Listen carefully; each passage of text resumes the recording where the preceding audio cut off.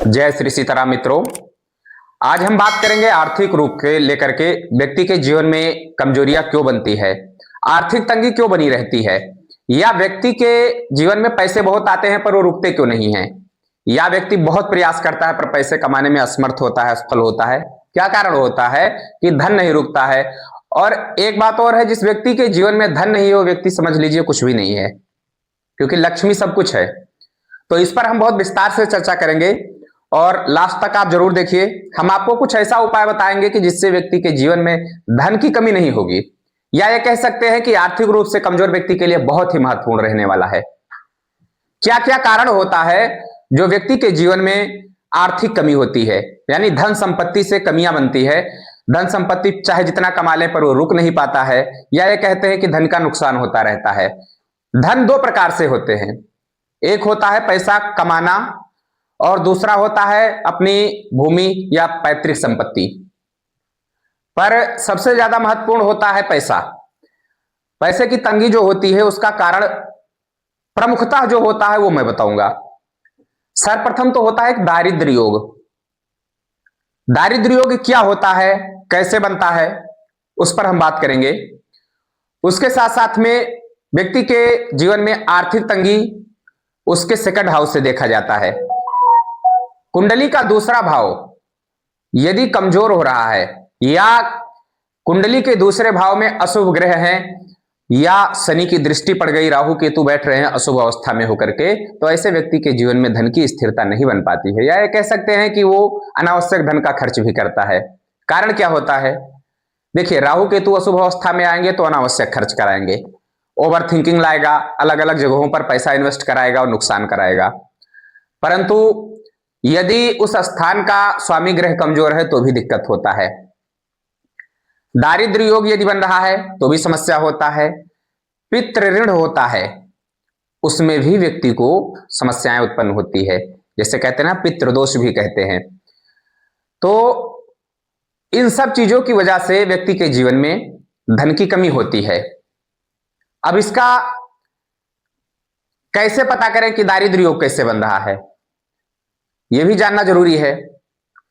यदि कुंडली के छठे, आठवें या 12वें भाव में बृहस्पति विराजमान हो, या और अशुभ ग्रह की दृष्टि पड़ जाए तो दारिद्र्य योग का निर्माण हो जाता है। ऐसे व्यक्ति जीवन में चाहे जितना मेहनत कर ले, चाहे जितना परिश्रम करें, पर उनको जो आर्थिक तंगी का सामना करना पड़ता है वो जल्दी समाप्त नहीं होता है।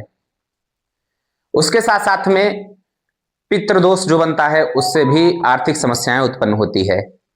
पितृदोष कैसे होता है? कुंडली के दूसरे, पंचम और नवम भाव से पितृदोष बनता है।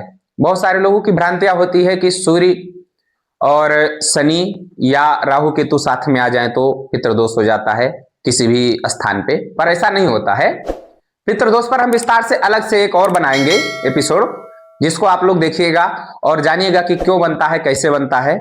पर आपको एक जनरल बात मैं बता रहा हूं, सेकंड हाउस, सिक्स्थ हाउस और 9th हाउस जो कुंडली का होता है, यहां से पितृदोष बनता है। यदि इस स्थान में सूर्य, शनि और केतु या राहु साथ में आए तो पितृदोष का निर्माण हो जाता है।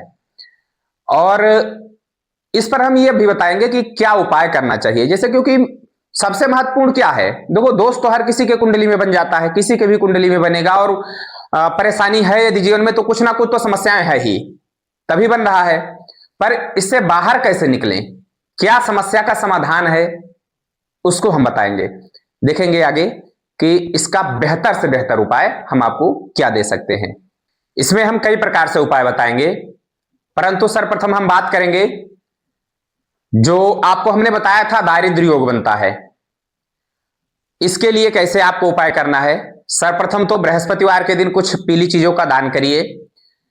आप स्नान करें तो हल्दी डालकर स्नान किया करें, बृहस्पति ग्रह स्ट्रोंग होगा, जिससे भी आपका बृहस्पति का स्ट्रोंग होना आपके लिए थोड़ा पॉजिटिविटी तो लाएगा।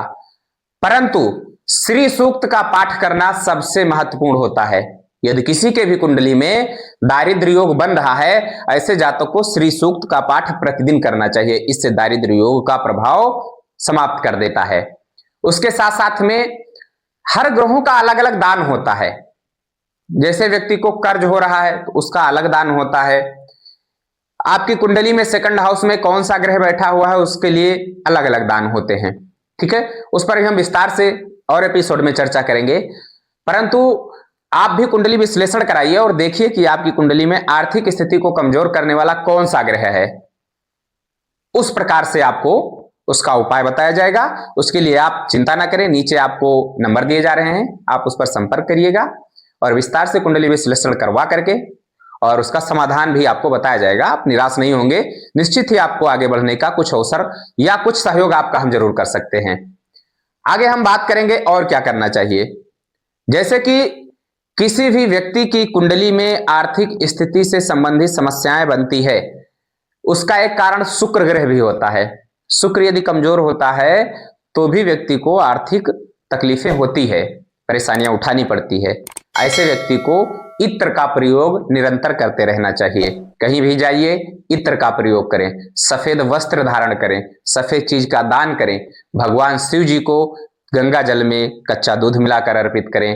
कर्ज हो गया है ऐसे व्यक्ति को भगवान शिव जी को लाल मूंग चढ़ाने चाहिए। बहुत सारी चीजें हैं, बहुत सारे विकल्प हैं, बहुत सारे उपाय हैं, पर कुंडली में सबसे पहले देखना चाहिए कि कौन से ग्रह की वजह से दिक्कत बन रही है।